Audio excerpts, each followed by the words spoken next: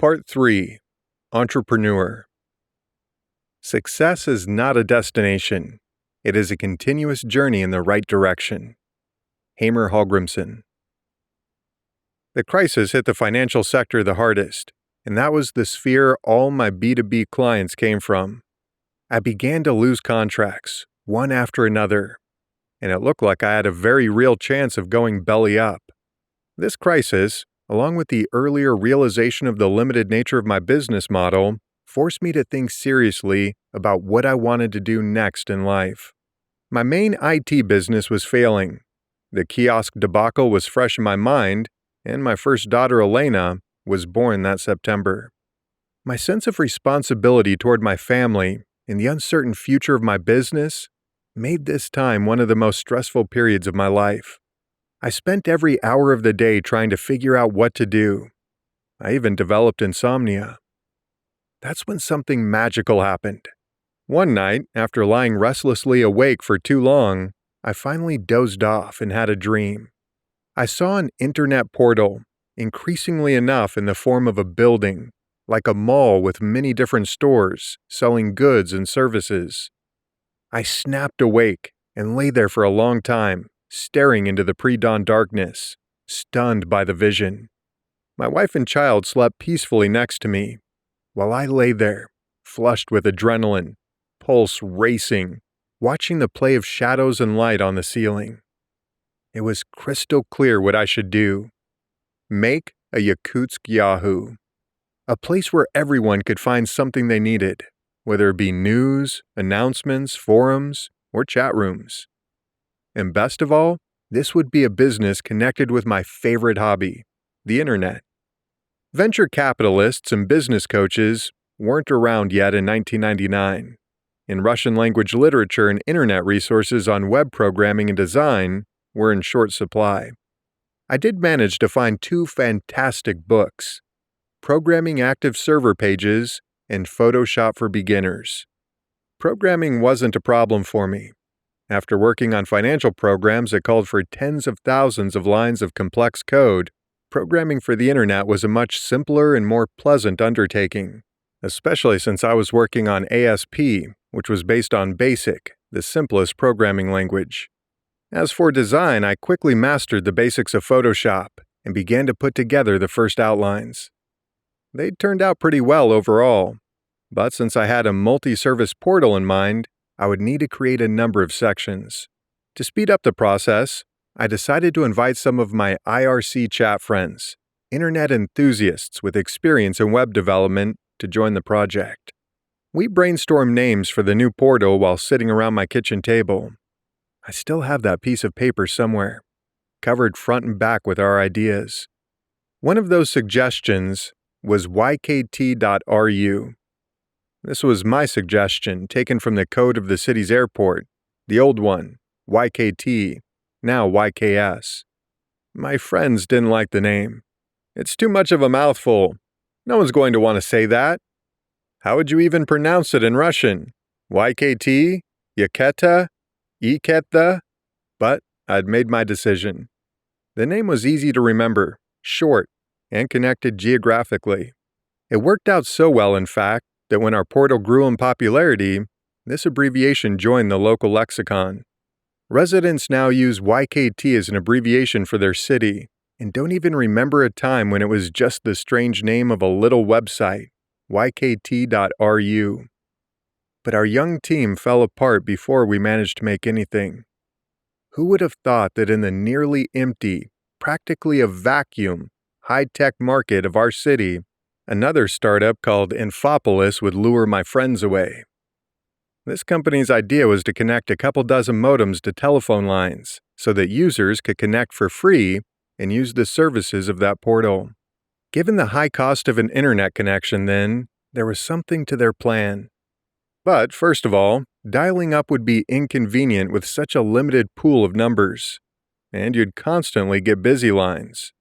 Second of all, the founders and directors of the company knew next to nothing about IT.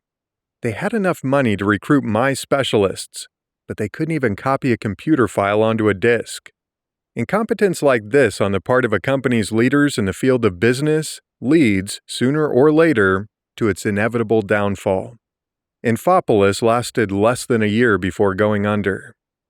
Left on my own, I had to become a one-man band: programmer, designer, system administrator, director, and accountant. Meanwhile, I was also seeking funding for my new company, which I named Sakha Internet, in honor of our region, the Republic of Sakha, Yakutia. I needed the money to rent office space and pay for furniture, computers, internet, advertising, and more. I sold my cars, except for the Toyota Surf, and got all the cash I could out of my former business. I talked my family and friends into investing small amounts, or giving me a computer in exchange for a share in the company. Computer tech cost astronomical sums of money at the time. You could trade a new computer for a one-bedroom apartment in Yakutsk. I felt like a broke student all over again. We bought some boxes of canned meat, Vera's mom gave us a bulk bag of pasta, and we ate that all winter. To add insult to injury, one of the heating risers in the building stopped working entirely, and the apartment was bitterly cold. Yakutia has the coldest winters in the world. Utility services were a complete mess in Russia in those years. Sitting in our freezing apartment wrapped up in all the clothes we could get on, we calculated the day's budget so that there was enough pasta and meat for us, and baby food for our daughter, and we saved on everything we could. Sometimes it felt like we were living through a war or some other disaster out of a book or movie. Well, the 90s were, in fact, disastrous in Russia. Nevertheless, it was one of the happiest periods of my life as well, because of the warmth and love in our new family, the miracle of a new human life, and the great flow of creativity I put into the new business that I loved, the Internet, which completely captivated me and became my endeavor for life. The birth of my daughter also brought about my choice of Internet nickname, FAR. When I first started using IRC chats and had to choose an online name, I was in the middle of reading King Lear and picked the name Korolir, the way the title of the play sounds in Russian. But as we all know, the primary subject of that story is the tragic conflict between the king and his daughters. After I had a daughter of my own, the name started to feel like a jinx. So, I resolved to find a new one. This is how I chose it. I brought the baby to the keyboard and let her bang at it with her hands and feet. It came out to something like F_A_R. I took out the extraneous symbols, and what remained was the simple and meaningful word, FAR. I've used that name ever since. It's in my current main email address, and my Instagram name is Farfarich. When you begin a new venture, it's not uncommon to hear a lot of pessimistic comments from the people in your life, sometimes even your family and friends.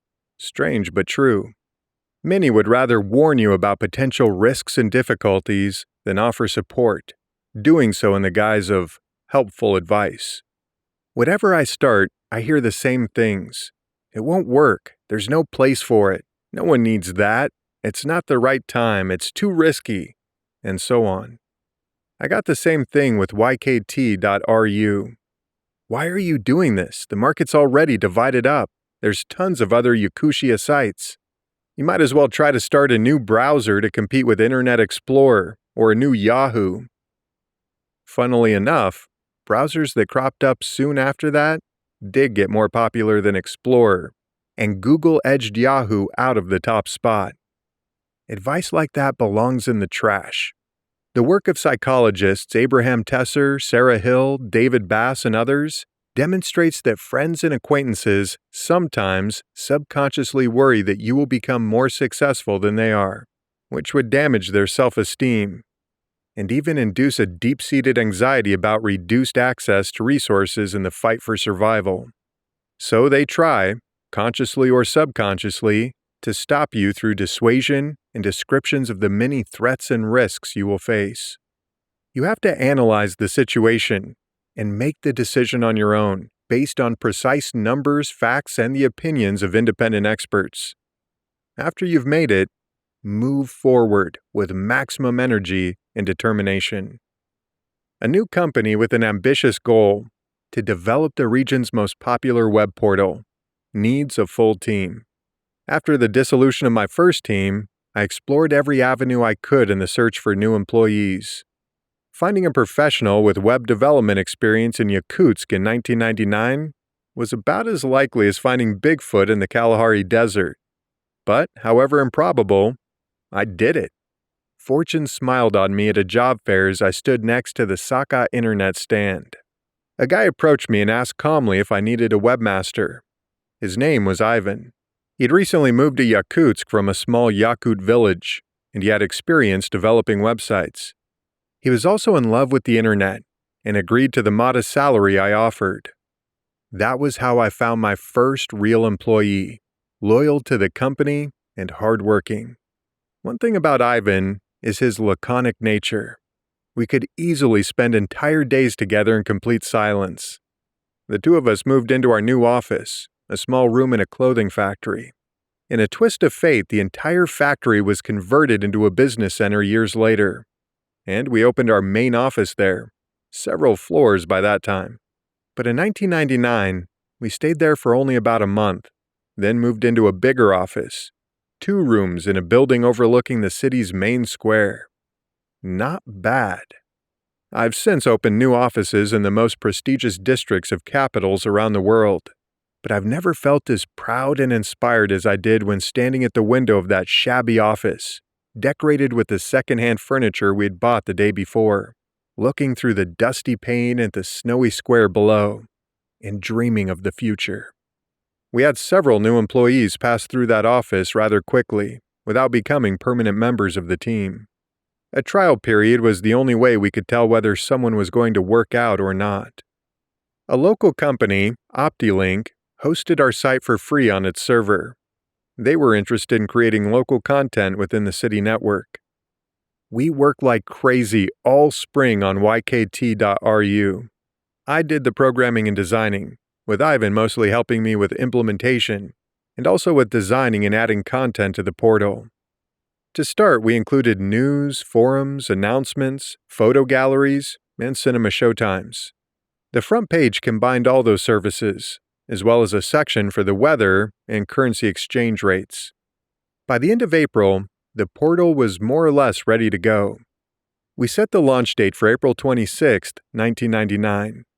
But that very day, the famous Chernobyl computer virus hit, 13 years to the day after the Chernobyl nuclear plant disaster, wiping out the data on half our office computers, i.e., 2 out of 4. Luckily, the virus didn't get to the source code of the portal itself, and for the first few months, the portal was running from one of our ordinary personal computers. We pushed the date back, and our official launch took place on April 29, 1999, when we sent out messages to all our friends and acquaintances with links to local chats and forums. We watched with bated breath as the first visitors came through and left comments on the forums or message board. In the first several weeks, we had a couple dozen visits a day, with our own visits accounting for most of them. One day, soon after our launch, I got to talking to a guy in a chat room about the Formula One fan site he ran as a hobby. He said he got about 500 hits a day, which was just an unreal number to me in comparison to our meager visitor count. 6 months after the launch, our daily visitors were in the thousands, and it was clear that the portal would survive. The first 2 or 3 versions of the portal were very simple, to put it mildly, both in terms of my amateur design skills and the content itself. You can take a look at the second iteration by Googling ykt.ru 1999. Unfortunately, the first isn't around for some reason, and we don't have it saved anywhere.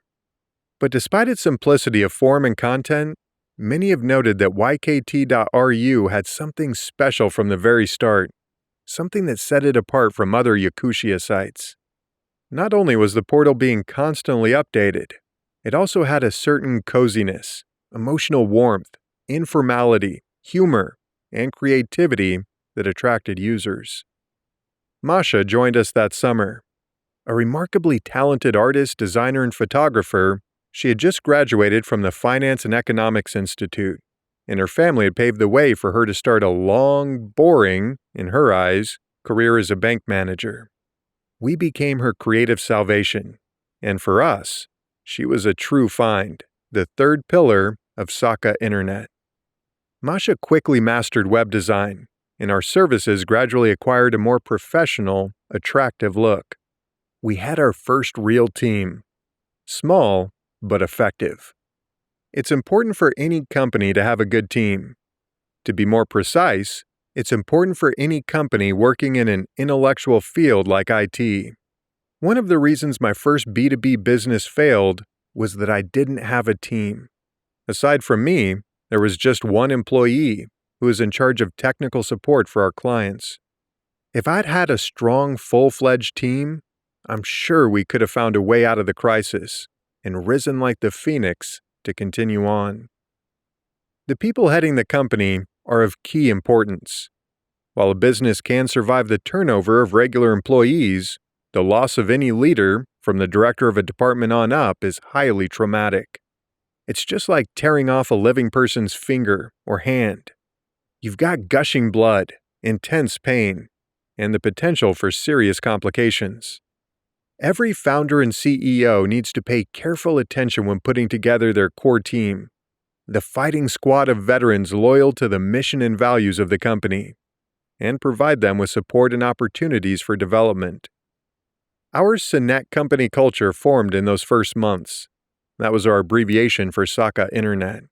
At its core was kindness, openness, and honesty, in the absence of any intrigues or nastiness. We started calling each other Sinetians, and were able to distinguish a Sinetian from a non-Sinetian on some subconscious level.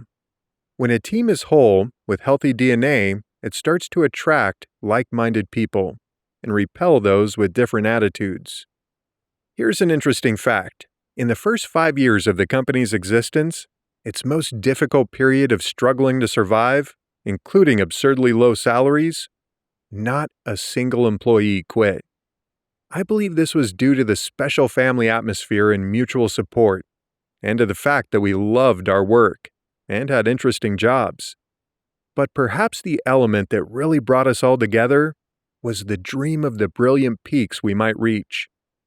We believed that we were creating an exceptional story, the greatest business in Yakutia, and that we would make something great out of nothing.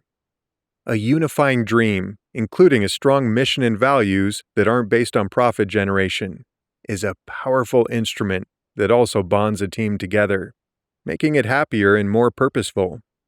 A common mistake founders make with a new business is failing to give the proper attention to its mission and goals. They think that, since it's a business, its main purpose is, by default, making a profit, in which employees can sometimes participate through its distribution in the form of bonuses. This is a weak, demotivating foundation. If a company or team wants to create something exceptional, it's essential, absolutely essential, that they have an inspiring vision and ambitious goals that throw down a bold, thrilling challenge for themselves and for the world. Because external internet worked very slowly in Yakutsk, and email is one of the most widely used services on the internet, we decided to do something similar.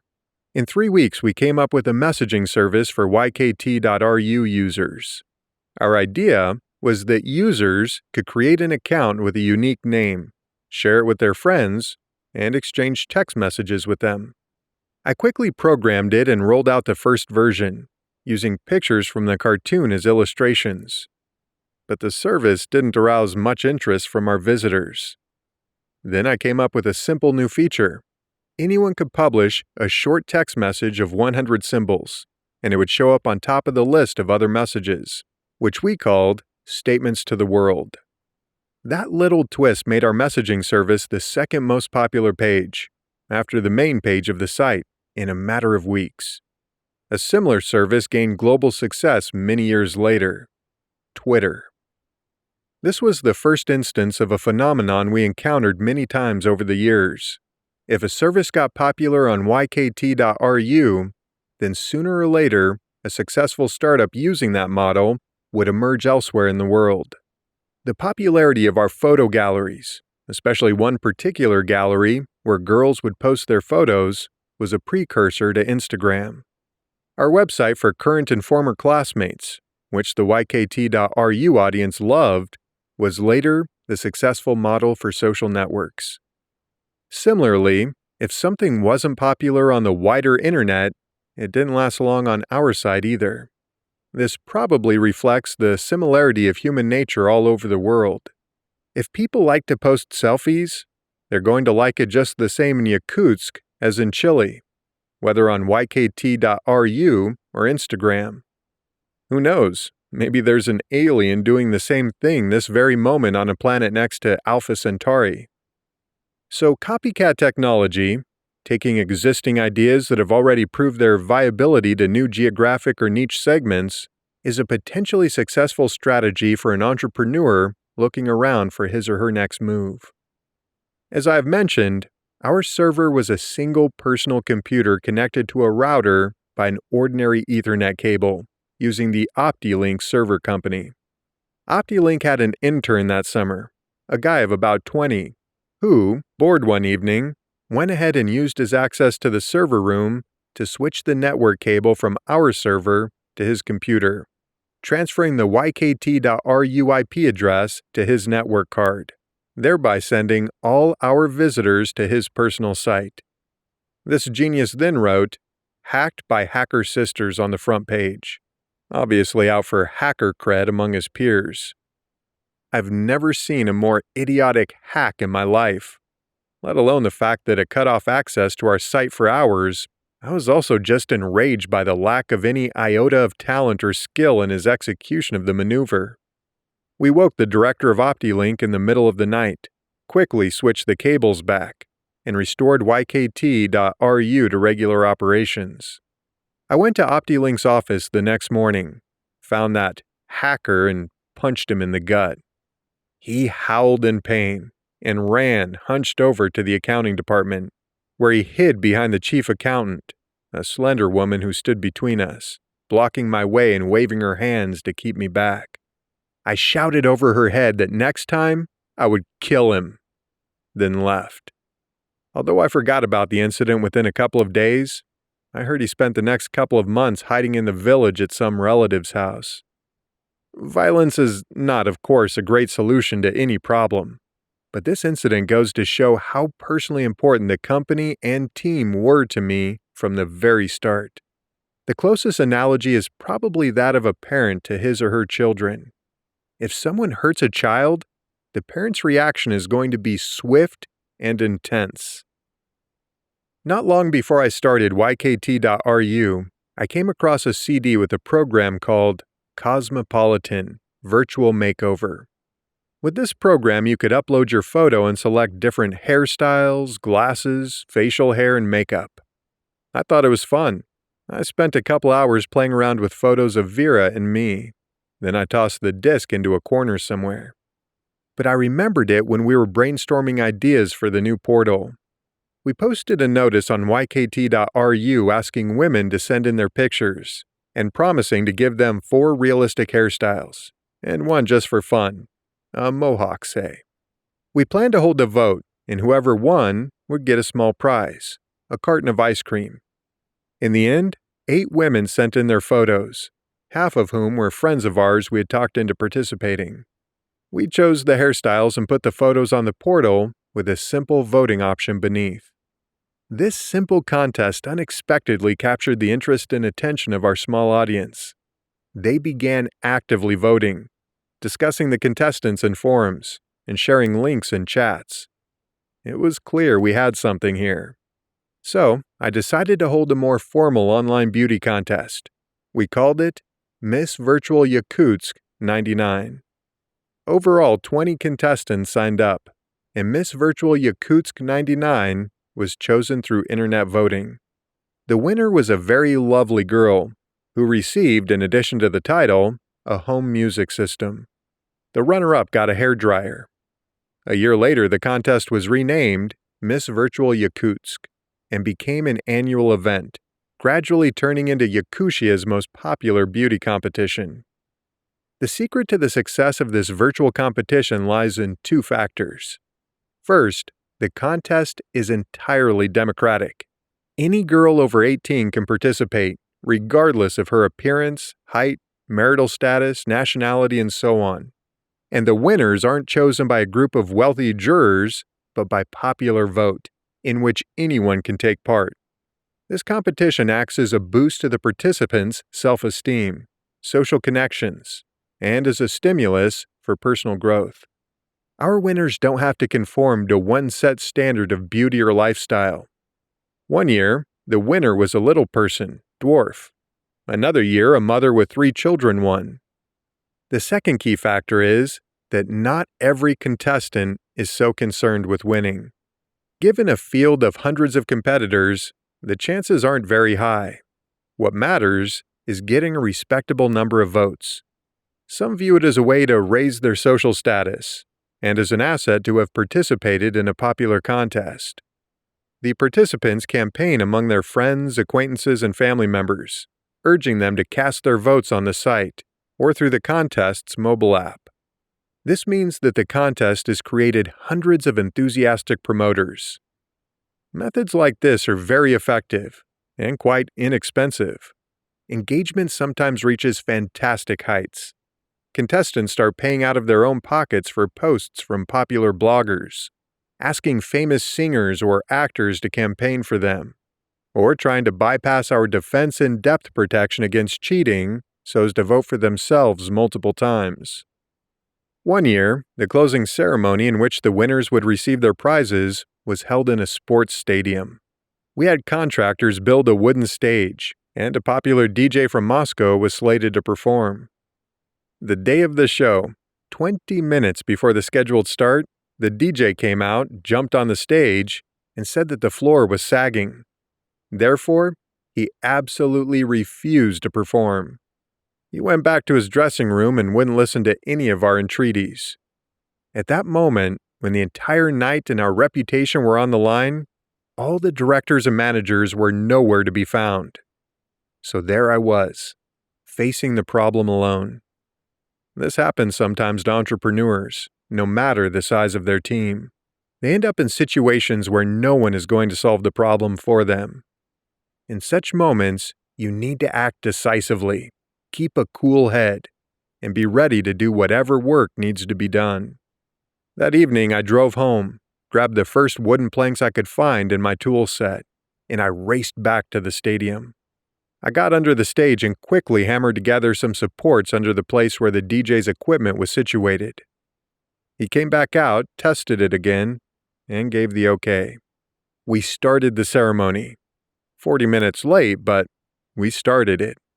Ultimately, everything went well. Everything would have been perfect.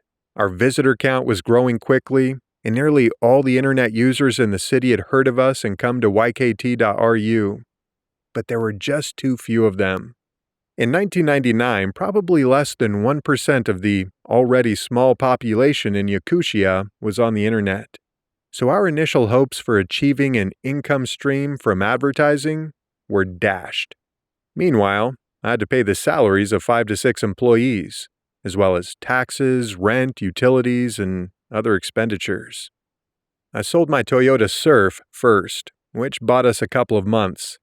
Then we started creating websites to order. We hosted the sites, taking a small but recurring fee for them.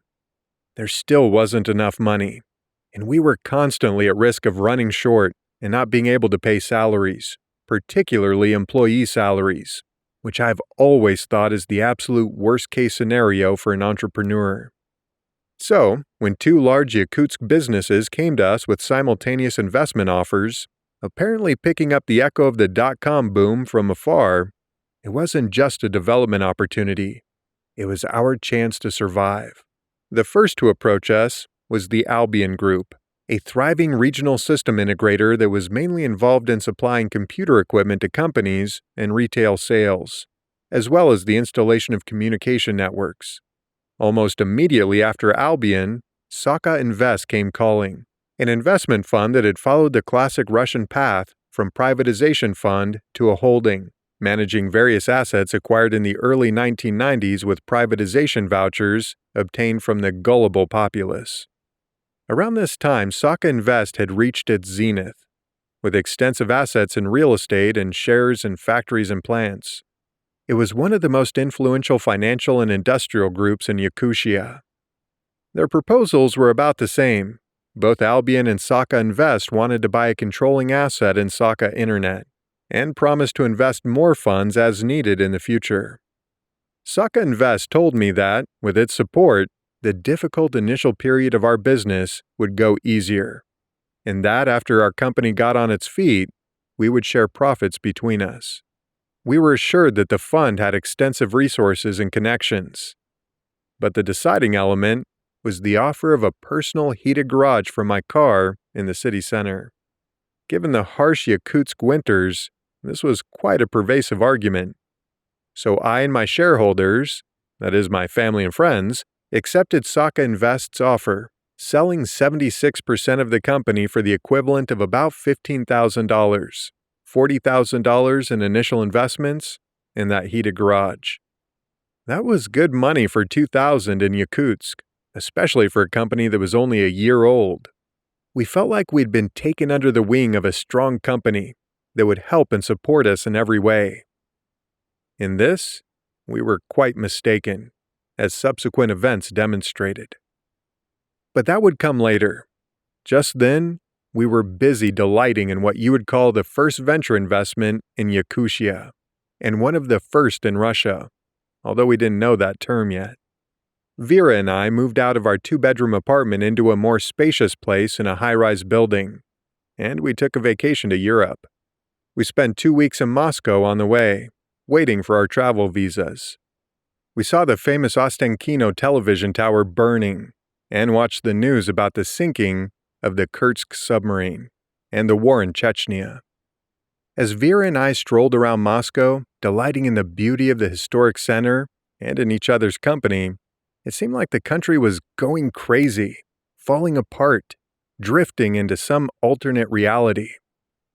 That trip was the first time I left Russia, USSR, at age 26. We went to Italy, Rome, Naples, and Venice, and we were lost in admiration for the architecture, cathedrals, museums, the beautiful countryside, and the delectable food of that wonderful country. We were greatly impressed by Tuscany, and of course its crowning glory, Florence. We were the only ones who got into the water at the beach in Ancona in mid-September. The water was cool but perfectly comfortable. The elderly Italians on the benches by the shore looked on in amazement at these eccentrics, who by their standards were doing a polar bear plunge on their local beach. We visited my father in Paris, the first I'd seen of him in many years. We just retired from the Paris headquarters of UNESCO, where he had worked as a representative of Yakutia for about 8 years. He set us up in a small, cozy apartment above a shop selling the board game he'd invented, Gypto, by the Bois de Boulogne. In all, it was a wonderful trip that created great memories, especially of the art and beauty of the Italian cities we visited. "So who are you calling an asshole?"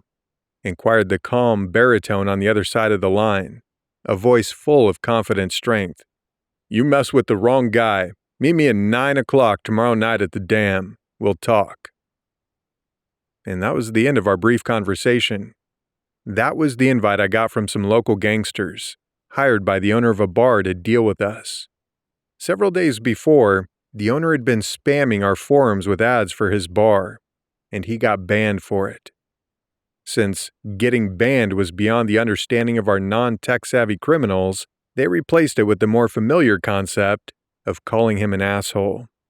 We'd had limited contact with these types so far, even though I'd started my business in the mid-90s, a time when the mafia and criminality were flourishing in Russia. Fortunately, the criminal world and the IT sphere have always been at different ends of the societal spectrum, and they have little to do with each other. The criminal element didn't understand the world of new technologies and was involved in more familiar activities, like semi-legal commerce, drugs, and prostitution. By this point, we had already come to an agreement in principle with Saka Invest, which had influence, extensive connections, and its own security service. The latter helped us quickly resolve this conflict. We came to a compromise. The bar owner promised not to spam the portal, and we lifted his ban. The wild 90s passed us by. With funds now in hand, we moved to more spacious premises that we rented from one of the local science institutes. The new office was nicely situated, with a beautiful view of the lake, and was in generally better condition than our old place. The one downside was the absence of an elevator, which meant that clients had to walk up 6 flights of stairs, but it wasn't the end of the world. We finally had all the technical equipment we needed, more or less. We bought a couple of servers and set up a real server room with an uninterruptible power supply. Before, we had an incident when my 3-year-old daughter, playing in the office, ran over to the personal computer on which the portal operated, drawn by the flashy green light, and pressed the power button off before her horrified father could react and stop her. 200 people were kicked off IRC chat, and ykt.ru was offline for 20 minutes while the server rebooted. The company grew from 4 to 5 to 10 to 12 people. We got a dedicated system admin, designers, and our first programmers. Many of those newcomers are still working with me today, making up the veteran core of our team. Our office parties could no longer fit in my kitchen, and we started traveling to employees' summer houses in the village or organizing picnics. We still couldn't afford an evening out in a restaurant for everyone, however. We developed an appealing new design for the portal, and hired our first professional journalist to work as editor-in-chief. We also hired 2 full-time and 10 freelance correspondents, allowing us to launch our own news site. We dreamt of crowds of new visitors, drawn by our original news and opinion pieces. But as Mike Tyson said, you make plans and life punches you in the mouth. We were generating very professional, interesting news content, but we didn't see any big jump in visitors. The problem was simply the microscopic size of the Yakutsk internet audience. In the end, 1 year later, we'd spent almost all the investment funds on that project, which didn't generate an increase in traffic or income. We had to shut down the news desk, lay off most of the journalists, and switch our news feed to reposts. This was our first failure. We'd started a major product without conducting thorough research, testing our hypotheses, and crunching the numbers. So, we were in dire straits once more, and we began to feel the lack of funds. I recalled the promises of support from our new shareholder, and decided to pay a visit to Saka Invest. The company had recently gone through some major changes as well. A group of young top managers, including those who had negotiated the deal with me, had made a takeover attempt. But their bid had failed, and they were all fired immediately.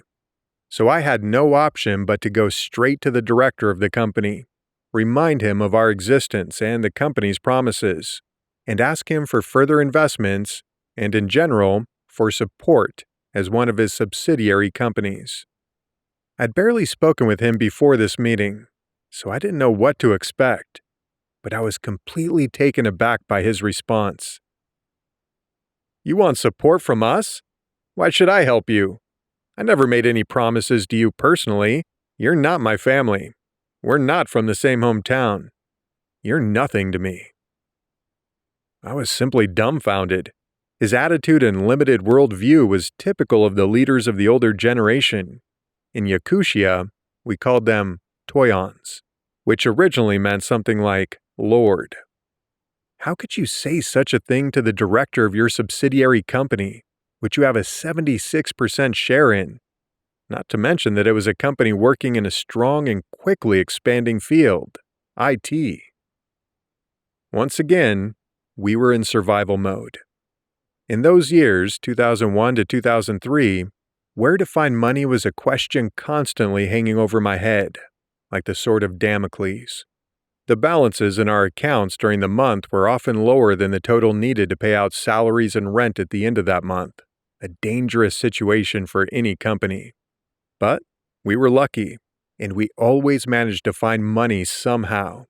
even if it was at the very last minute. Even minor purchases were out of our budget. I bought things we needed, like an ordinary video projector, on a consumer credit card in my name. The lack of funds also necessitated a move from our office into a 3-bedroom residential apartment. But no matter how difficult it became, we were never behind on salaries, taxes, or any other payment, even by a single day. As a matter of fact, I've never been late on any payment in my business career, and that's a point of pride for me. In business, especially in the tech world, reputation is key. If you fail even once to keep your word or honor your commitments, your partners, clients, and team, most important of all, will begin to mistrust you. Your employees see everything you do after all. This was especially true in our case, because news spreads quickly in a small town with fast internet connections and media. Ultimately, however, business is important, yes, but a clear conscience matters more. That's why I decided not to break off our partnership with Saka Invest, despite the company's conspicuous failure to honor its promises to us. We could have changed our site's domain name, established a new company, and transferred the whole team, program code, and users over. But that would inevitably have damaged our reputation and demonstrated to our team that this was an acceptable way to act. To keep the lights on, we moved our focus to getting orders for site development and hosting services. We weren't able to sell much advertising. Our portal lacked the level of visitors necessary, and we simply weren't skilled at sales yet, which actually worked out well for us. Advertisers keep excellent track of how effective advertising is. Without sufficient impact from the ads, even if we had been the best salespeople around, we wouldn't have been able to sell much. More likely, a large-scale sales campaign from us would have ruined our reputation, and we would have lost the market. Clients have a long memory when you sell them worthless services. It's like creating a vaccine against yourself. We managed to earn just enough as a web studio offering hosting services to make ends meet. Despite all the challenges we were facing, we continued to work on the development of ykt.ru, endlessly coming up with and building new projects and services.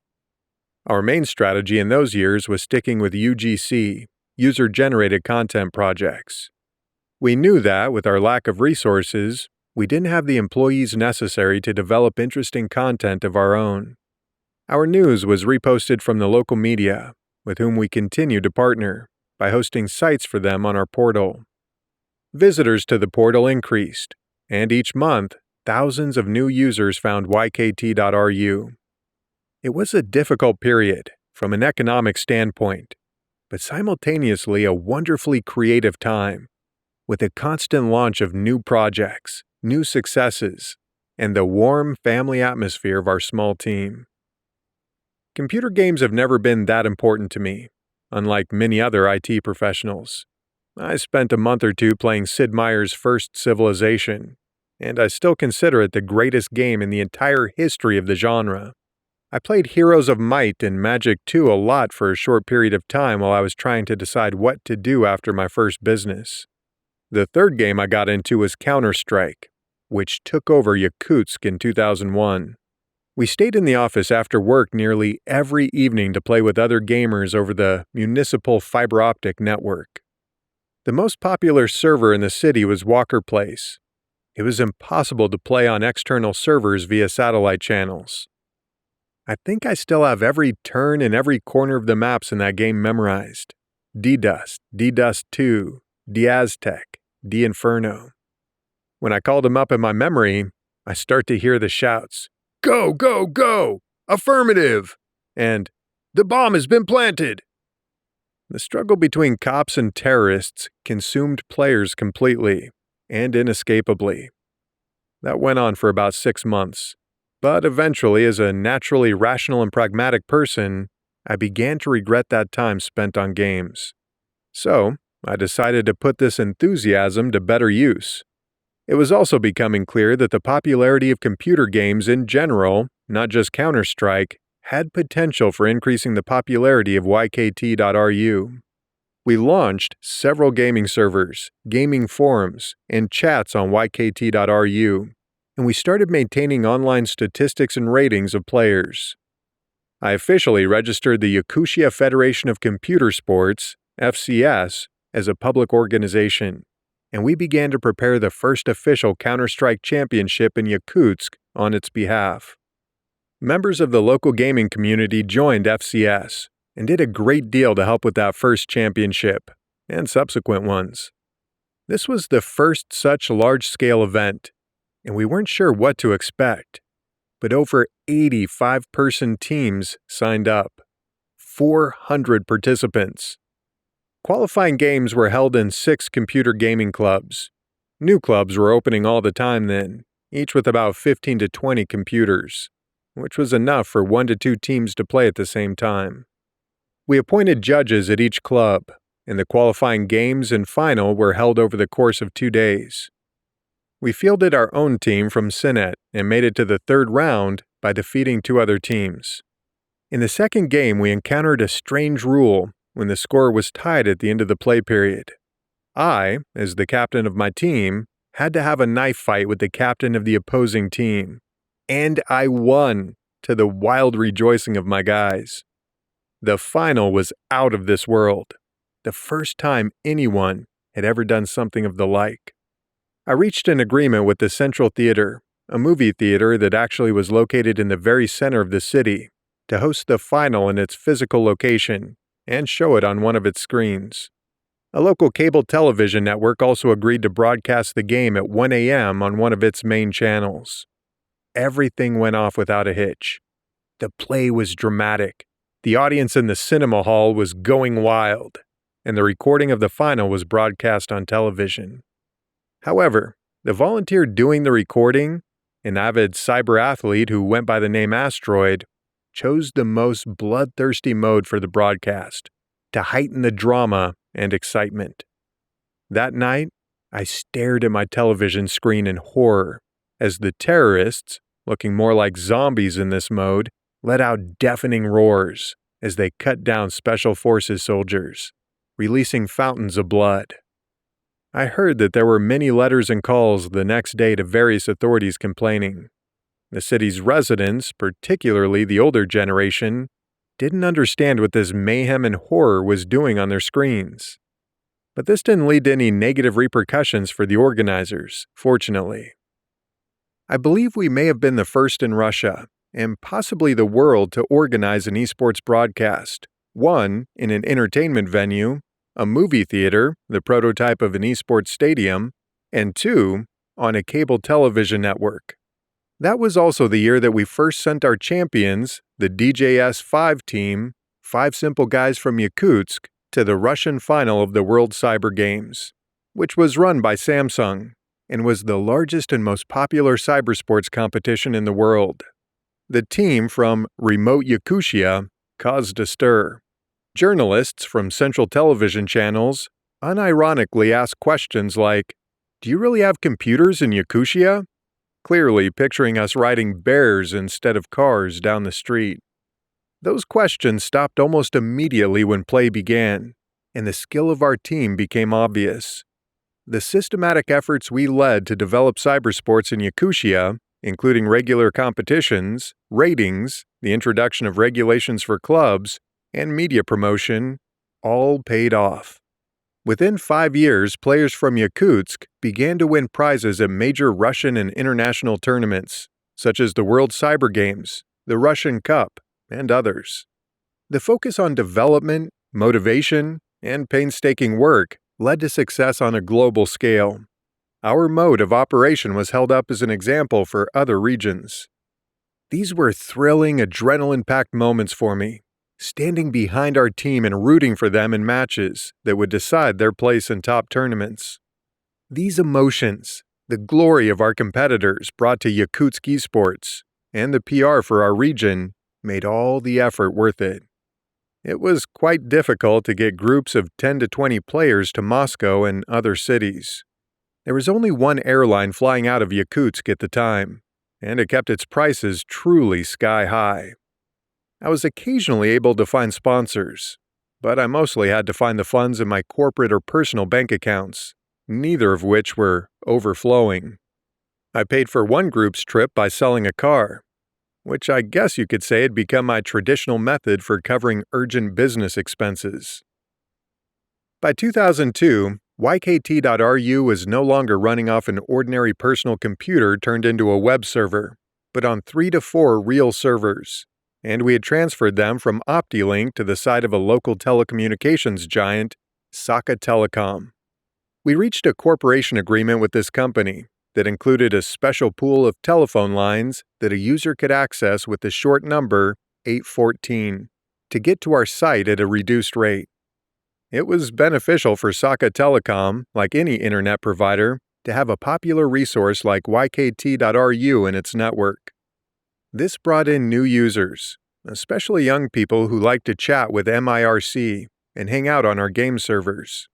Plus, the more users with the standard internet rates who stayed on a local resource, paying the standard cost for each downloaded megabyte, the less the local providers had to pay the main satellite internet providers, which dramatically improved their budgets.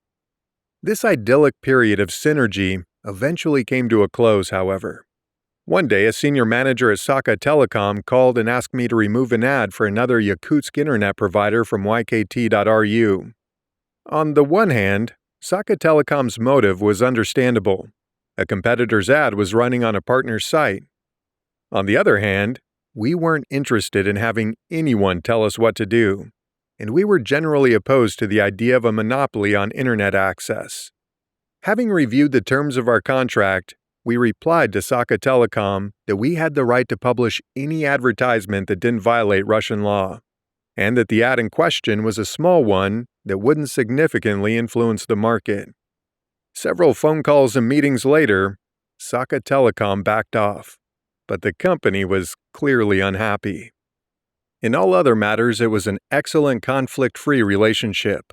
But in August 2002, with no warning, we received a letter from Saka Telecom stating that all contracts for the provision of internet services to us were terminated from the following day, and ordering us to immediately remove our servers from its site. And that wasn't all.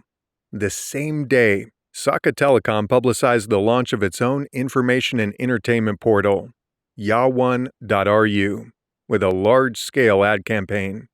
It must have hired a team in secret and started developing a new portal after the competitor ad incident, hoping to take over YKT.RU's market share. This was a treacherous low blow, a sneak attack. In a single day, a much larger company we thought was our partner left us, an internet portal without internet access, and launched a similar project, trying to take us down with a surprise strike. The duplicity of the move was compounded by the fact that Saka Telecom stole the names of our most popular projects, like the Boltaka chat, and started aggressively spamming the forums, chats, and even game servers on YKT.RU, inviting our users to its new site. A random DDoS2 Counter-Strike YKT.RU server, for example, would suddenly be flooded with players named irc.yawan.ru or games.yawan.ru, trying to lure other players away. Competition is a normal and inescapable part of doing business, but I firmly believe it shouldn't involve an underhanded sneak attack, especially while trying to destroy the business of those who consider you a partner. So the leaders of Saka Telecom didn't like us advertising their competitors. Okay, that's their right. But why couldn't they have sent us a letter terminating the contract earlier, to give us time to find another site? They certainly could have done without spamming us, and they could have come up with their own project names. We didn't work hard to create our portal so that a direct competitor could try to promote its business in this way, bothering our users. Company leaders can't lose their composure in crises or give way to panic. They must immediately become resolute and cold, moving with decisive energy, thereby instilling confidence in everyone else. The same day we got the letter, we were in talks with the directors of other local providers, and the small company Saka Sprint was kind enough to take us in. We quickly transferred our servers over there, and our users were able to access our site again the following day. This incident electrified the team and toughened us up. We worked even harder, having seen how fragile our baby YKT.RU still was. That was my first encounter with aggression from a much larger company, and I concluded that, in episodes such as this, if a company manages to fight back and survive, it only makes it stronger. Ya1.RU was operated by less motivated employees, just working for their wages in a large bureaucratic company. So, despite the strong support, advertising, lack of financial barriers, and massive draw for clients from the largest internet provider in Yakutia, it just couldn't compete with YKT.RU, and it eventually died out several years later. I came up with my own joke about it. So the general manager of Saka Telecom logs on to the Ya1 chat and sees that no one's there. He says sadly to himself, Ya1 again, Ya1. It's a play on words. Ya is I in Russian, and so Ya1 reads Ya Odin, I'm alone.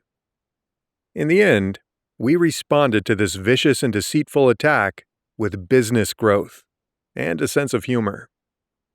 In 2003, we opened the largest computer club in the city. We purchased 45 new, powerful computers on installment and rented a large space that previously housed Yakutsk's first casino. The location was a bit out of the way, but situated near a major university and several schools. We called the new club Ford Arena. I liked the sound of it, and the first letters of the words spelled my username, FAR.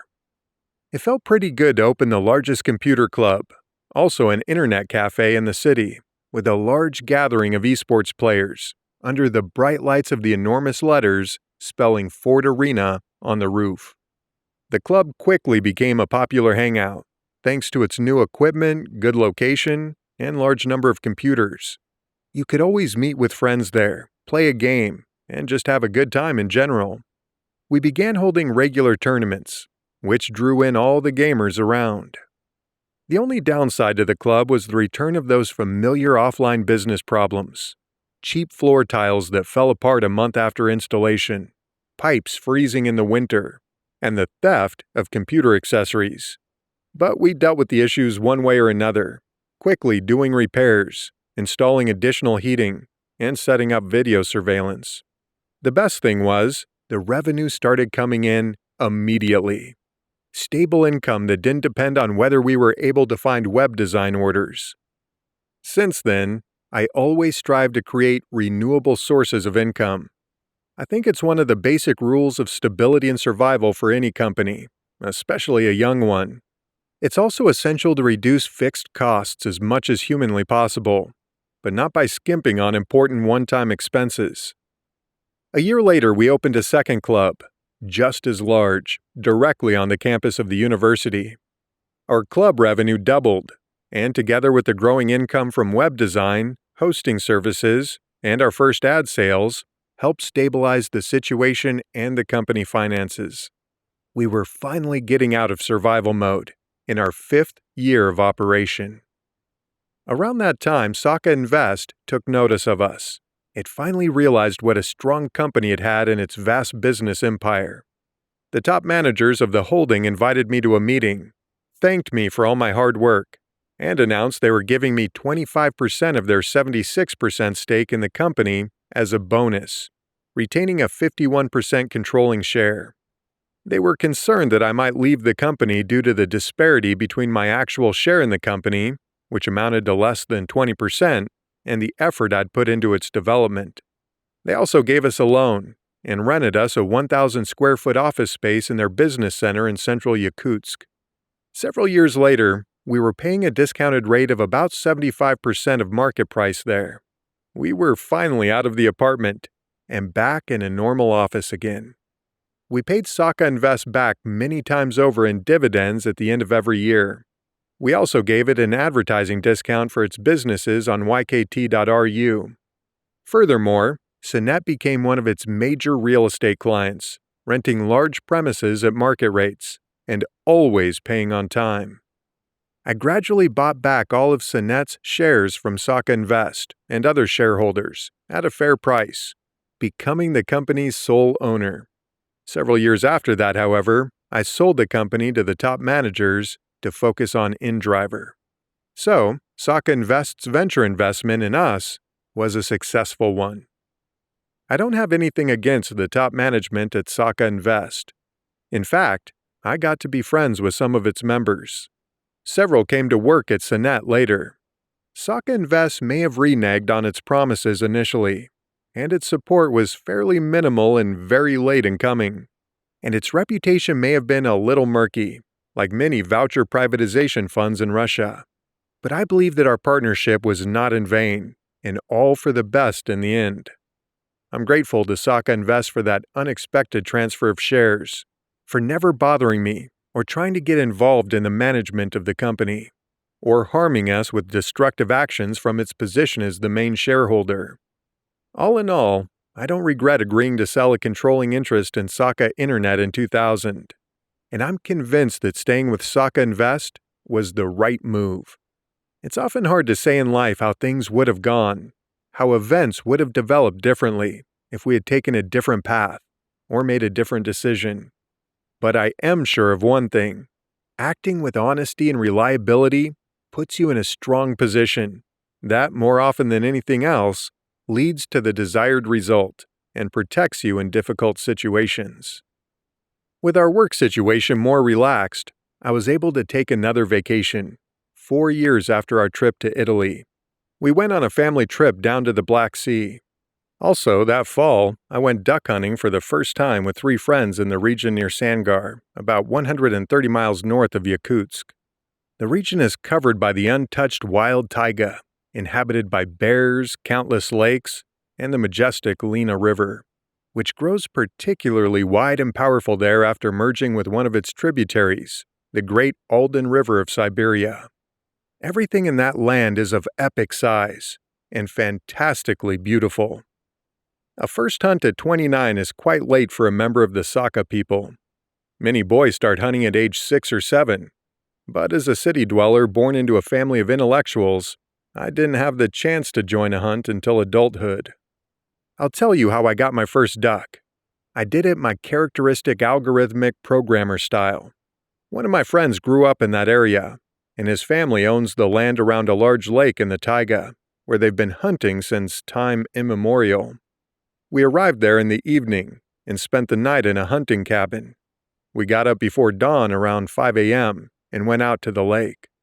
We tossed our wooden duck decoys out into the water, and each of us settled down with our guns in one of the duck blinds situated on the 4 sides of the lake. There we sat for several hours, waiting for the ducks.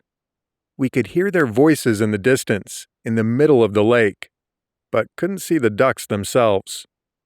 The day broke, the sun rose in the sky, and by 9 a.m., my friends had all gotten up and gone back to the cabin. I stubbornly remained, still hoping to bag a bird. And then, from far away, I spotted a small dot moving along the shore of the lake. One moment it was there, and the next, it was gone. I didn't have binoculars, but I realized that it was a duck, periodically diving for food.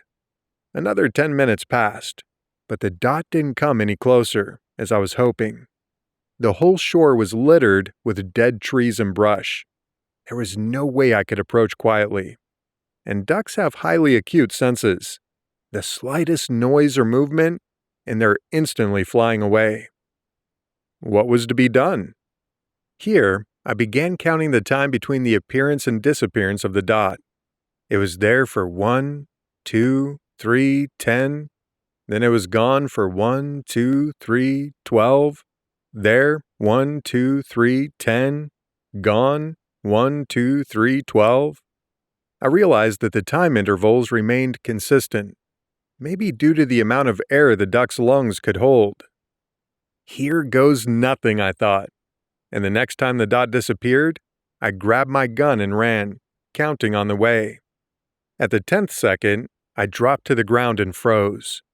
After several breaths, the dot appeared, and then, when it had disappeared again, I jumped up and ran forward, repeating the entire cycle.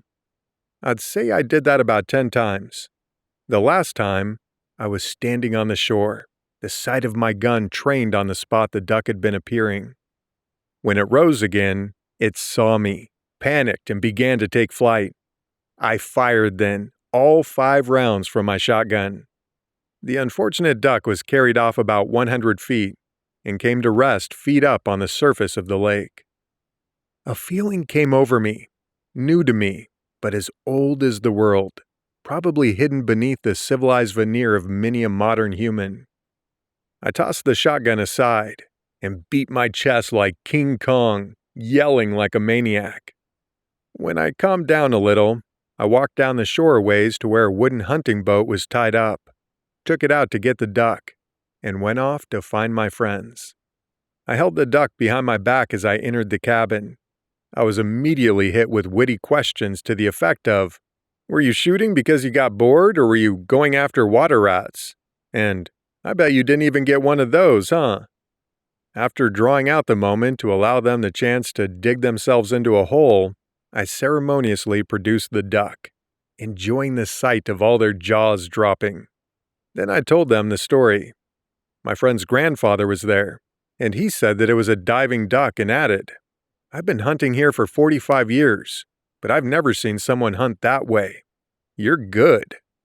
Which was nice to hear, especially since it was my very first duck. I went duck hunting several more times over the next 4 years, and it was always a really fun, exciting trip. I usually bagged 1 or 2 ducks, but sometimes came away with nothing. However, everything changed the day I shot a duck and pulled it out of the water, wounded but alive. That was probably the worst experience of my entire life. I couldn't let it go on suffering. I had to kill the poor animal while it was looking at me. Even worse, a second duck was flying overhead, despite the risk. It must have been the partner of the one I'd shot. After that, I lost all interest in hunting. At least I can still go spin fishing, although I do throw back most of the fish. I simply ceased to understand the desire, or consider it acceptable, to kill living creatures, not for survival but for fun or the thrill of the chase, especially for city dwellers who have no problem finding ways to get food or entertainment. That incident was a push toward personal growth and transformation in this matter. I gradually stopped eating horse meat, which is a delicacy and traditional dish for Saka and other steppe peoples of Eurasia. Now, when I see people exclaiming over the beauty of colts playing in the meadows, it seems hypocritical to me. How can you sincerely admire these beautiful, intelligent animals, friends of humanity, while enjoying dishes prepared from them? Between these two states lies the slaughterhouse. You can find videos of the processing online, but I recommend abstaining for your own mental health. Generally, I never impose my opinion on others, let alone standards of behavior. But this is a special case, and I have trouble keeping quiet. Human behavior is changing rapidly as the world around us changes. Why should we, in an era when synthetic down jackets and many other outerwear options are readily available, buy fur coats for 100 times the price? 100 animals or more may be killed to make a single fur coat, and we know the cruelty involved in its production. I don't understand it, and I don't accept it. Maybe we should consider these things instead of sticking our heads in the sand. I think it's time for us to give up unnecessary things, like killing ducks by the dozen, and switch to fake fur or synthetic down for the winter. Once, for just over 6 months, I tried to go vegetarian. It's not that easy, unfortunately, especially if you travel and work a lot, but it's doable. Vegetarian food is tasty, healthy, and easily digestible. There are many recipes available, as well as vegetarian protein alternatives to meat. I spent some time on a WhatsApp group chatting with vegetarians and vegans during that period, but I think they might be going too far in the other direction. One of them, for example, said that if a mosquito bites you, you should pull it out carefully and let it go, which is ridiculous. Humans sacrifice millions of lives during evolution to make it to the top of the food chain. We have the right to defend ourselves and our quality of life. but we should do it without unnecessary and excessive cruelty toward our neighbors on this planet. It's much harder in Yakutia to make the switch to vegetarianism. You need animal fats and protein in the northern climate. Artificial meat might be the solution, and food tech startups are an extremely active sphere of development at the moment, attracting billions of dollars in investments. Artificial meat has already been created, and is similar in taste to the original. As always, during further development of a technology, it will gradually get better, tastier, and cheaper than ordinary meat. As the Russian saying goes, the wolves are happy, and the sheep are whole. They'll probably go on to make robot ducks and rabbits especially for hunters. New technologies will, once again, provide the path toward a solution, improving our lives. This episode with the duck illustrates the algorithmic style of thinking that I had adopted, whether out of natural proclivity or as a result of many years of being a programmer. I've noticed that I often plan future projects the same way I write programs, i.e., if these conditions are met, we'll do this. If not, we'll do that. Or, we'll repeat this action until we get that result, and so on. And it works. It's a more precise approach to future planning, and despite the large degree of unpredictability, you are better prepared for any eventuality. This may well explain why major internet companies are often founded by current or former programmers. Take Google, Meta, Microsoft, Oracle, and Uber, for example. A number of high-profile entrepreneurs, including Elon Musk and Jeff Bezos, have an educational background in computer science and did a lot of programming at the start of their careers. I don't know if it's worth the trouble or even possible for entrepreneurs who didn't start out as programmers to consciously develop this way of thinking. But they could always give it a go. Of course, there are many examples of huge tech companies being set up by non-programmers, including giants of the industry like Apple, Alibaba, and Airbnb. Yakutia is a remarkable place. A few facts should prove my point. The pole of cold for the Northern Hemisphere is located here, as is the coldest inhabited place in the world. The annual temperature differential is almost 200 degrees Fahrenheit, and the region has the globe's thickest layer of permafrost, reaching in some places a depth of 5,000 feet. In area, Yakutia is roughly equal to 5 Frances, or 13 Great Britons. It is the largest administrative division in the world. Yakutia's landscape is stunningly beautiful, and mostly untouched. You could cross thousands of miles and not run into a single factory, only the occasional village. All you would see is the endless taiga, boreal forest, and closer to the Arctic Ocean, the tundra. There are areas of the taiga that have a high concentration of brown bears, where you have to shout or clang 2 bowls together as you navigate the forest to make sure you let this dangerous animal know there are people about and to give it a chance to avoid you. Yakutia has deposits of mineral resources that include nearly every element on the periodic table. It is second only to South Africa in diamond production. Some Russians sincerely believe that the average resident of Yakutia could, if necessary, walk into the nearest forest, dig into a snowbank, fill a bucket with diamonds, and set himself up for life.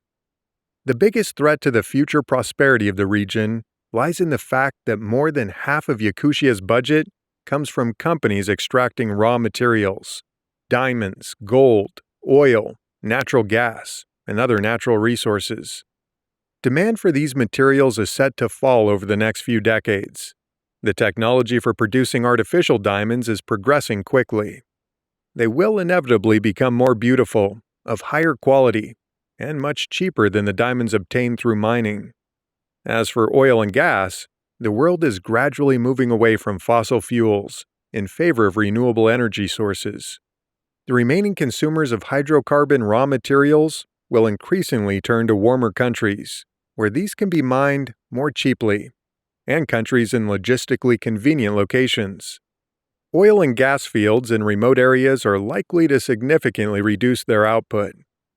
As a consequence, the number of people without a job or opportunities and the number of families without a stable source of income in Yakutia and in northern Russia as a whole will grow significantly. Given its harsh climate, remote situation, undeveloped infrastructure, and lack of industry, Yakutia is practically out of alternatives. All this points to the significant risk of impoverishment for the region and its population in the not-too-distant future. After the company emerged from survival mode and more or less got on its feet, I decided it was time to set my mind to the goal that kept me from emigrating, to lay the foundation for intellectual production in Yakutia. As I considered the best way to go about this, given Sonet's very limited resources, I had the idea to create something along the lines of the high-tech hubs that have formed around universities in various places. The most famous example of this is Silicon Valley, which grew around Stanford University in Northern California. Smaller and less well-known hubs have evolved in India, Finland, Israel, Singapore, and elsewhere. The core of these ecosystems is almost always a major university or group of institutes, with private capital and often government support. I went to the local university, Yakutia State University, YSU, and with the rector, I proposed creating a tech park based at the university that would specialize in IT and use the specific regional features of the area to its advantage. To get started, we'd need a 10,000 square foot space and 10 employees, who the university would pay. The rector, a historian by profession, heard me out, then replied, "This all sounds excellent and very interesting. We can provide support, but..." He paused. "First, you'll need to prove yourself and help the university." He told me that YSU is participating in a national competition titled Innovative University. If the rating given to YSU's application by the competition jury put it in the country's top 40, the university would be officially recognized as an innovative university and receive a grant of $20 million. He proposed that I assist in preparing the IT section of the application. That seemed fair, and I agreed. We entered into an informal agreement. We would help them with the application, and if it was successful, they would help us create a tech park at YSU, the first real tech park in Yakutia. They put me on the internal working group putting the application together. This was the university's second attempt. Their application a year prior was a total fiasco. The projects they presented had no logical connection and were unconvincing, and YSU came in a shameful second-to-last place. This fact, and the unconvincing pairing of a very provincial institution like their own with the concept of innovative university, had demotivated the members of the working group. They simply didn't have any faith they could achieve a positive outcome, and they were afraid of the negative consequences to their career if they were to take an active role in this year's application and were seen as being responsible for it. It was clear to me at the first meeting that no real work was being done. Situations in which everyone believes success is impossible and the goal is ambitious, interesting, and stimulating always rev me up, and I set to work with furious force, especially since this was my university, my alma mater, and the creation of the first real tech park in the region was at stake. They made me head of the working group within a month, and now I was responsible for the entire application and not just the IT part. Interestingly, I was the only member of that group who didn't work for YSU. The rector and vice-rectors nipped any intrigues or resistance to my leadership in the bud. They saw me as their chance to do things differently than the year before, and they gave me free rein. Anyone opposed was simply removed from the group. To ensure that we had a strong application, I had to go around the entire university, stopping into all its institutes, departments, and chairs in search of interesting ideas, as well as those proposing them. I ended up with 6 or 7 projects suitable for competition. These included technology for reducing electricity loss on power lines and low temperatures, and the production of dietary supplements using northern flora, which, as it turns out, have a particular healing, energizing effect due to the harsh climate. Another project was the development of frost-resistant rubber and plastic, which is obviously very relevant for the northern regions. Many truckers passing through Yakutia who need to change a tire in winter have been shocked when they take their spare tire off the roof of their truck's cab, where they have stored it as usual, only to watch the frozen rubber shatter into pieces like glass when it hits the ground. There was also a telemedicine project, in which patients from remote regions without doctors could get diagnostic services from the best doctors in the medical centers of major cities. We also included projects on the cryo-storage of biomaterials, like the storage facility in Norway's Svalbard, and a low-temperature testing range in Yakutia, where any Russian or foreign manufacturer could test out their products in an outdoor temperature of -40 degrees Fahrenheit and below. Vehicles, vehicle rubber, engines, tents, sleeping bags, and many other things. In the IT section, we included support for startups. The university's assistance consisted of setting aside a small office for the working group and not interfering as we reached out to researchers and professors. We even paid for paper and printing supply out of pocket. In general, no one paid us any attention and didn't bother us, because almost no one believed in the possible success of the application. There were 267 universities competing from all across the country, including the largest universities from the main academic centers: Moscow, St. Petersburg, and Novosibirsk. To be granted the status of an innovation university, we would have to get in the top 40. Over time, a small group of university and Senate employees on the working group came to have faith in our success. They saw how well the application was turning out, and they got inspired and got very involved in our efforts. After 7 or 8 months of intense work, the application, 200 or so pages in length, was ready. We printed out the final draft, sealed it in an envelope, and sent it to Moscow. The only thing we could do after that was wait, and I returned to my work at Senate. Working at the university had been such a distraction from my main business that the company's growth was half that of the previous year, and the following year as well. Just before New Year's 2007, I was on a family skiing trip in the mountains when I received a call in the middle of the night from one of YSU's vice-rectors. We had done it. Our scores put us not just in the top 40, but also the top 20. The institutions ranked above and below YSU were all famous Moscow and St. Petersburg universities, and leading experts praised our work.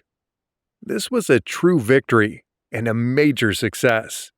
It was a sensation in Yakutsk, especially in the scientific and academic community. The next day, the rector of YSU personally thanked me in an interview on local television for the work I'd done.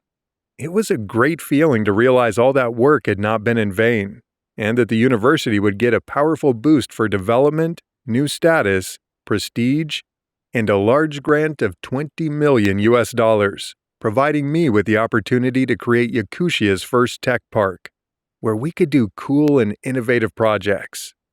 But, as often happens in life, it wasn't quite so simple. YSU's unexpected win in the competition revitalized the university. I learned that there had been several groups competing among themselves for influence and resources: money, funding for staff, space, equipment, and interns. People were carrying out intrigues, trying to get members of their groups into positions of authority, and working to undermine members of other groups. The Tech Park project ran into what I called a molasses swamp. Everyone smiles at you, tells you how great you are, what a good job you did. But at the same time, everything gets done very, very slowly, or stalls altogether. Only one person told me honestly to my face that I wasn't one of them, that I was an outsider at YSU, that I wasn't part of any group, and that the people here were going to get in my way. Instead of the promised 10,000 square feet, we were given 2 small rooms, and that only after much delay and red tape. The promise of staff failed to materialize entirely. After waiting several months and after many visits to the rector and vice-rectors, where I was fed an endless supply of promises, I decided to wait no longer. I took action. We transferred ownership of Cursor, our computer club on their campus, to YSU, including all its computers, furniture, and equipment. Revenue from the club began to flow into the university's coffers, which we used to create 2 new positions. I offered them to employees with experience and an interest in the project. We set up a micro-incubator and invited 3 small startups to join us free of charge. One of these later became a successful game developer, Mytona, now operating worldwide and growing fast in one of the most complex and competitive high-tech industries out there. I'm confident Mytona will eventually be a multi-billion-dollar global company. I don't think it was their brief stay in our tiny incubator that helped so much, as it was access to YSU's federal grant, which afforded Alexia and Afansia Ushnitskia, the brothers who founded Mytona, the opportunity to visit Silicon Valley. When you travel to places like that, you always get a lot of information and motivation. It opens your eyes to see people just like you with successful companies, and you realize that it's entirely possible to build your own global business. Interestingly enough, the Mytona founders and I had already discussed how best to develop the Yakutian IT industry.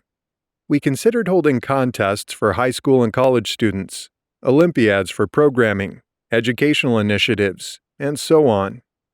But in the end, we concluded that the most effective method would be to show by our example that it was possible to build a global high-tech company in Yakutsk and achieve success on an international level.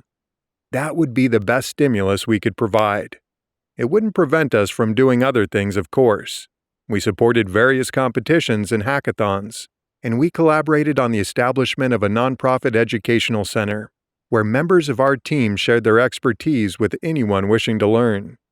We eventually launched that low-temperature testing site we had put in the application, calling it Yakutia Challenge.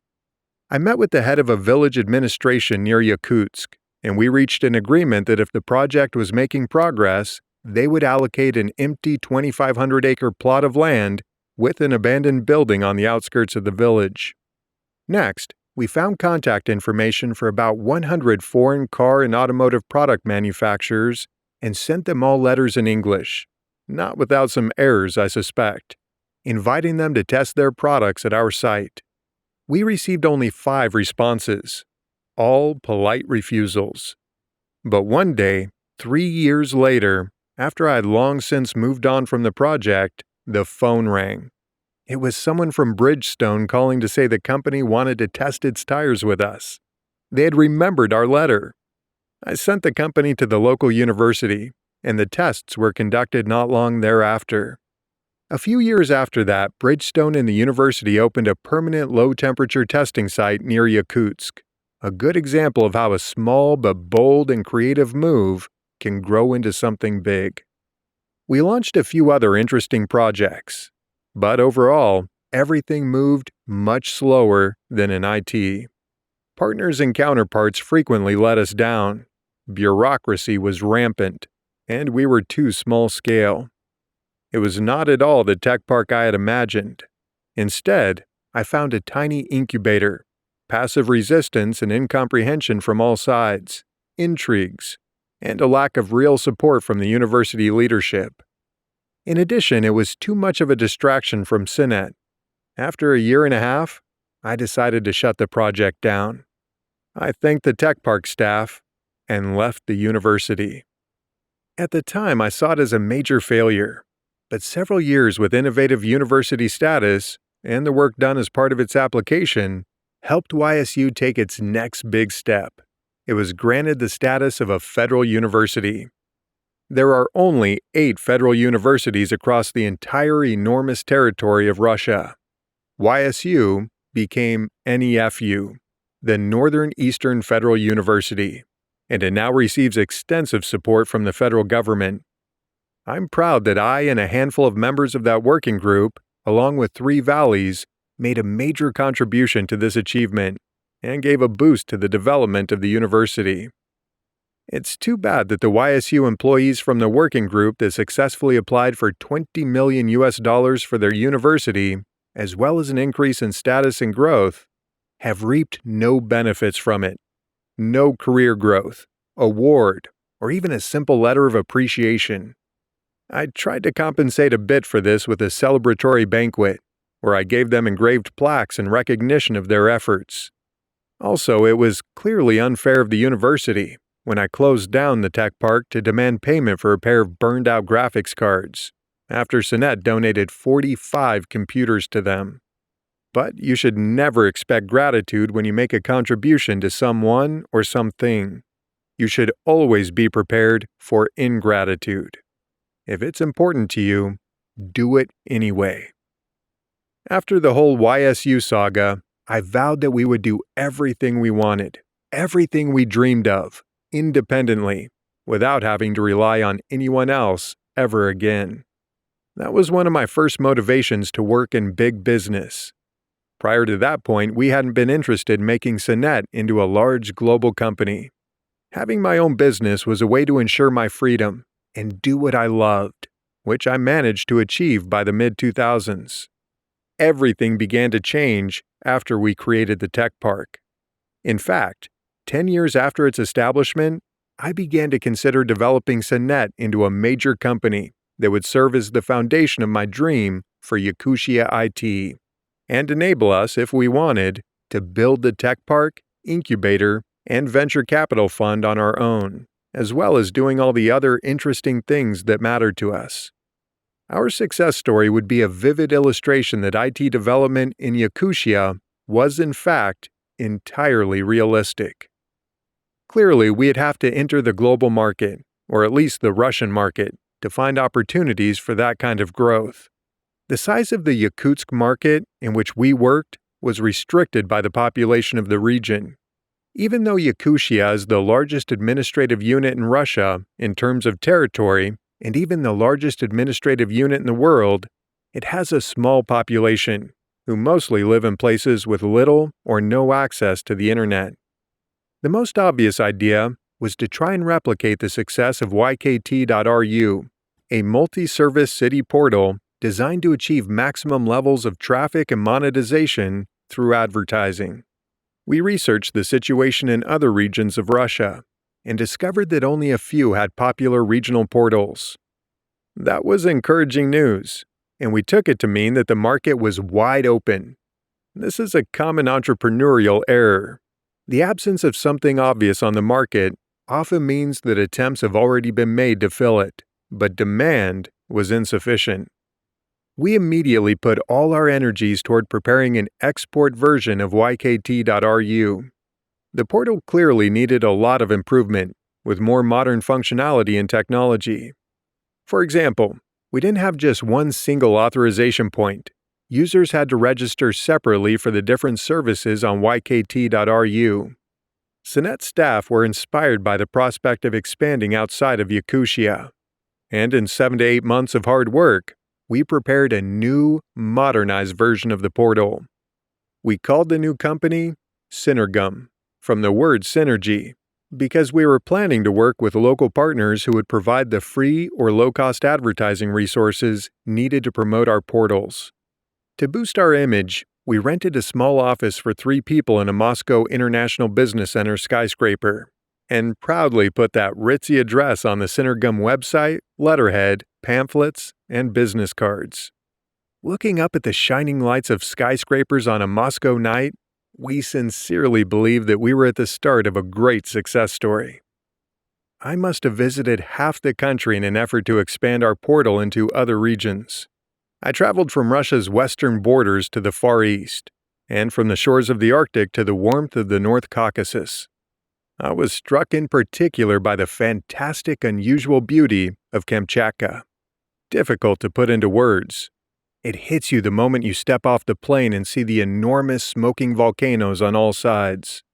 Not to mention the huge sea lions, probably weighing close to a ton, lying on the pier right in downtown Petropavlovsk-Kamchatsky, or the vast and empty beaches of black volcanic sand on the shores of the Pacific Ocean. And that was before I'd flown out to the Valley of Geysers, or spent much time in nature. After Kamchatka, I was impressed by the harsh conditions of Norilsk, and it's not as if I grew up in the south. Picture this.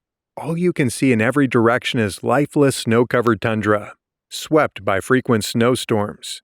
and too cold even in the summer for picnickers and summer cottages. Imposing aluminum factories rise on three sides of the city, forming a triangle with Norilsk at the center. So whichever direction the wind is blowing, there's always chemical smog from the factories hanging in the air. I heard from some local residents that this was one of the reasons the average life expectancy in Norilsk is 10 years lower than the national average, which is already not particularly high. There are broken-down buildings in the city proper. I saw a 5-story apartment building where the corner entrance had collapsed, exposing the interior of the former living spaces within, which still contain bookcases, couches, and other furniture. Meanwhile, people continue to live in other sections of the building. The municipal government has done some repairs to the area. When then-President Dmitry Medvedev came to visit, they fixed up the facades of the buildings along the route of his motorcade. The backside of some of those beautiful facades looked like they'd been through a bombing raid. But Russia also has beautiful, well-kept cities, like Kazan and Surgut. Traveling through it gave me a true understanding of its vast size and the diversity within the country where I was born. I also found it interesting that the further east and north I went, the simpler and kinder the people were. Maybe the climate is a contributing factor. It's more difficult to survive in Siberia without help from your neighbors. I came away from my travels having made agreements with half a dozen regional partners, mostly local media and advertising companies that saw partnering with us as their chance to catch the internet revolution train before it left the station. Ironically, as we later realized, our fancy Moscow address probably did us more harm than good. When regional business people found out that we were actually a company from Yakutsk, they noticeably warmed up to us. There wasn't a lot of love in the regions for Muscovites, at least in the media and advertising industry. Once the agreements were signed, we set up the portals and launched them, one after another. We watched the portal ratings hopefully the first weeks after the launch to see if we could repeat the success of ykt.ru. But life drenched that hopeful flame.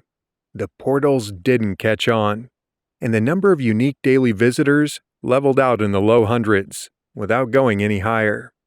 We realized later that there were two main causes for this. First, internet projects should be advertised primarily on the internet. We saw evidence of this many times over the years. Second, and more importantly, the time to launch regional portals had already passed.